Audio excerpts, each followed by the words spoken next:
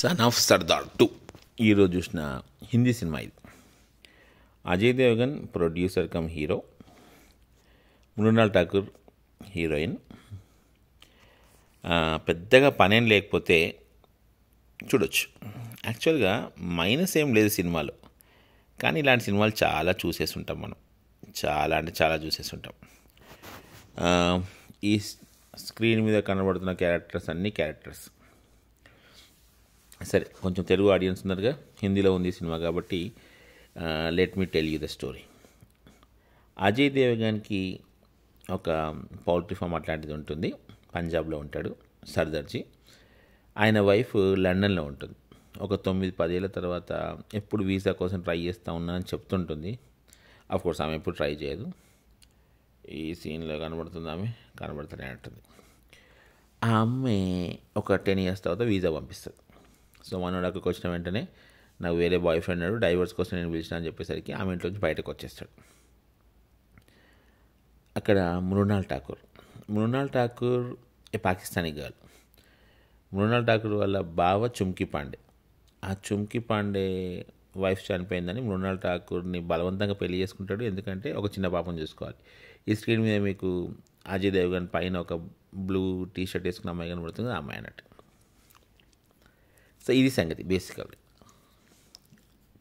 ఆ చుమ్కీ పాండే గారు మళ్ళీ ఎవరో రష్యన్ అమ్మాయి దొరికిందని చెప్పేసి వీళ్ళని వదిలేసాడు, వెళ్ళిపోతాడు. సో బేసికల్గా మృణాల్ ఠాకూర్తో పాటు ఆ స్క్రీన్ పైన కనబడుతున్న ఆ బ్లూ కలర్ డ్రెస్ అమ్మాయి అని చెప్పాక ఆ పక్కన ఇద్దరు అమ్మాయి, వీళ్ళందరూ ఒక డ్యాన్స్ ట్రూప్ టైప్ అన్నట్టు. వీళ్ళందరూ పెళ్ళిళ్ళ వాటిలో డ్యాన్స్ చేస్తూ ఉంటారు. వాళ్ళందరూ ఒక దగ్గర ఉంటారు. సో కొన్ని సిచ్యువేషన్స్ వల్ల వీళ్ళ దగ్గరికి అజయ్ దేవగన్ వస్తాడు. ఇదంతా కామెడీ జరిగిపోతూ ఉంటుంది. ఈ అమ్మాయికి ఒక లవర్ ఉంటాడు. అంటే ఈ చుమ్కీ పాండే వాళ్ళ డాక్టర్ చేసిన ఈ బ్లూ కలర్ డ్రెస్ వేసుకున్న అమ్మాయి చెప్పాను కదా, ఆ అమ్మాయికి ఒక లవర్ ఉంటాడు. ఆ లవర్ బాగా డబ్బున్నాడు. ఎవరు? మన రవిశంకర్ వాళ్ళ సన్. రవిశంకర్ వాళ్ళ ఫాదర్ క్యారెక్టర్ శరత్ సక్సేనా ఇచ్చి వరకు ఉన్నాడు కదా. ఇదంతా హిలేరియస్ కామెడీ టైప్లో ఉంటుంది. టు బి ఫ్రాంక్ అంతా కామెడీ, ఏమీ ఉండదు సినిమాలో అంతా. నవ్వుతూ ఉండిపోతాం అంతే.